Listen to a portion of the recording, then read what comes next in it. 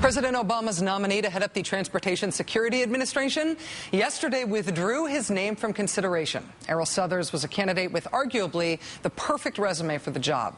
Here in a landmark moment for the Rachel Maddow Show, we'll let Senator Joe Lieberman run you through it. This is what he had to say about Southers' qualifications back in November. To this job, you bring nearly 3 decades of experience in public safety, homeland security, and intelligence carried out at all levels of government and indeed in academia. You have had responsibility for the security of Los Angeles' 4 area airports. Previously, Mr. Southers taught Homeland Security and Public Policy at the University of Southern California and served as Deputy Director of the California Governor's Office of Homeland Security. Also worked as an FBI special agent and as a police officer.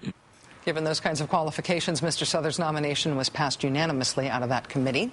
But then South Carolina Senator Jim DeMint decided to personally block Mr. Southers because Mr. DeMint said he was worried about the threat of unions. No, not unions! For TSA employees.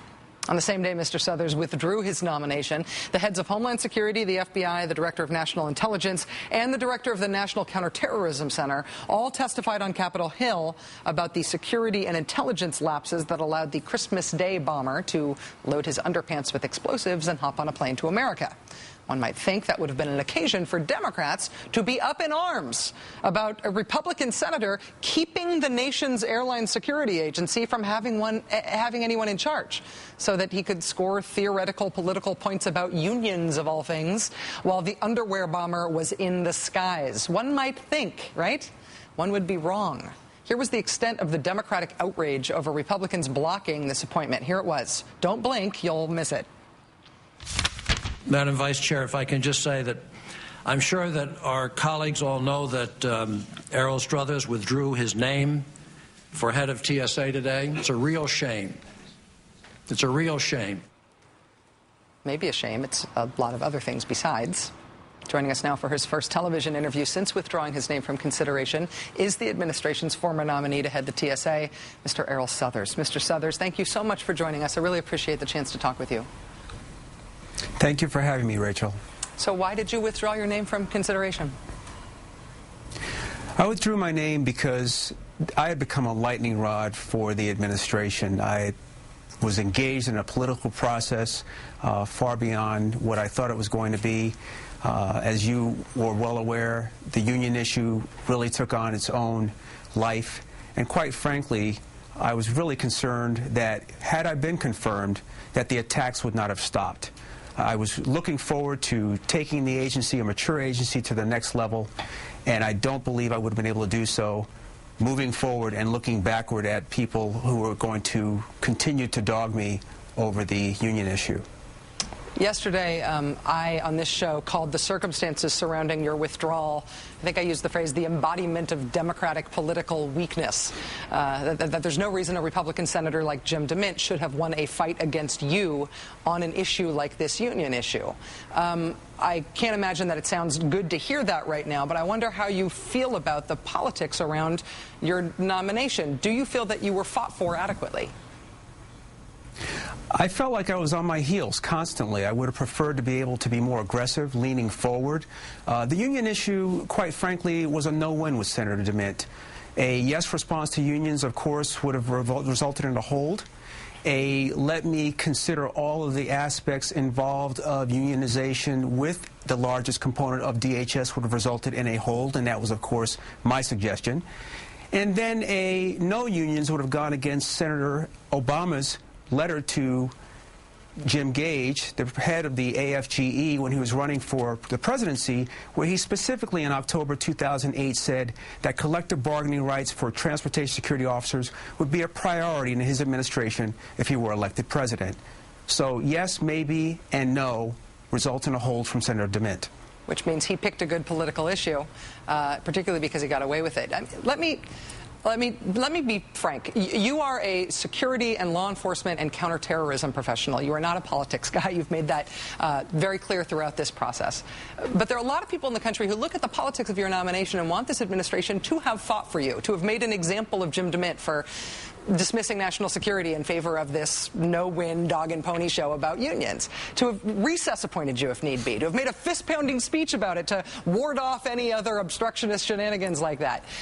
If the administration hypothetically had second thoughts and decided to renominate you and handle it like that, would you do it? Would you try it again?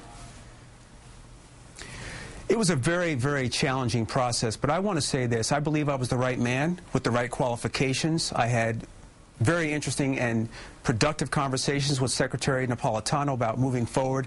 I believe we could have developed the TSA, a mature organization, into the best transportation security organization in the world. Yes, I would do it. I'm committed to the mission. I tried to convince Senator DeMint it was about the mission. We need to address the threat that's facing this country. The politics need to be aside, and as you mentioned earlier, I am apolitical. This is about terrorism and not about politics. Well, hearing that, yes, you would do it, I don't know that the White House is ever going to reconsider how they handled this, but if they did, knowing that you would consider it, I think would be heartening. On the substance of airline security, I would have liked to have heard from you today in those hearings in Capitol Hill about what you think the appropriate response should have been to the attempted Christmas Day bombing. What do you think our response should be? Obviously, you don't want to fight the last war, but given that vulnerability has been exposed, what should TSA and the government be doing next? I think what we should probably do is understand we're dealing with a transnational threat. I think that the response should have been global in its perspective. It would have been probably preferable to sit with our international partners, assess the intelligence that we had available, determine what we should do collectively and not individually to address this threat. One of the things that everybody must understand is that this attack was debriefed by the foreign terrorist organizations that sent Mr. Abdullah Muttalib over here. They learned a great deal. We need to reverse engineer what happened and think about what we would do to counter the emerging threat instead of yesterday's attack and having policies that are then driven and being reactive instead of really being thought out and being comprehensive in their scope.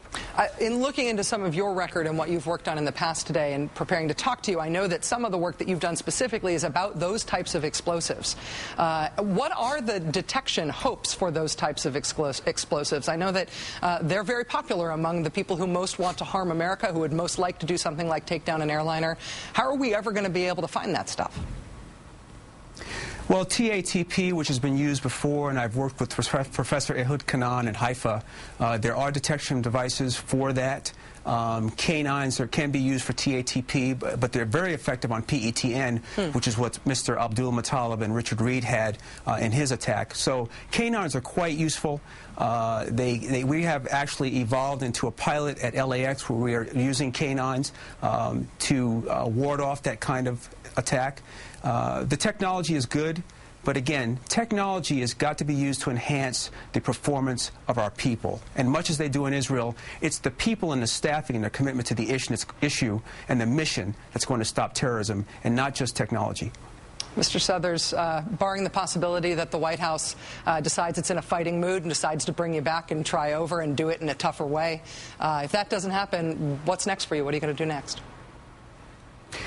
I'm looking forward to first re-engaging at the Los Angeles International Airport. We have the largest airport police department in the United States.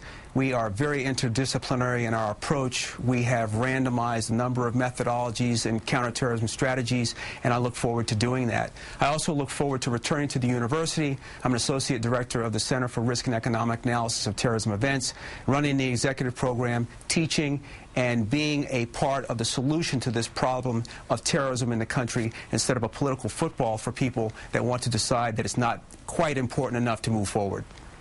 Erroll Southers, former TSA nominee who heads counterterrorism efforts for Los Angeles' airports, the nation's largest aviation law enforcement agency, and a man who I would recess appoint if I could. Mr. Southers, I really want to thank you for talking to us first, and I'm sorry for what a trial this has been. Thank you for your service. Thank you, Rachel.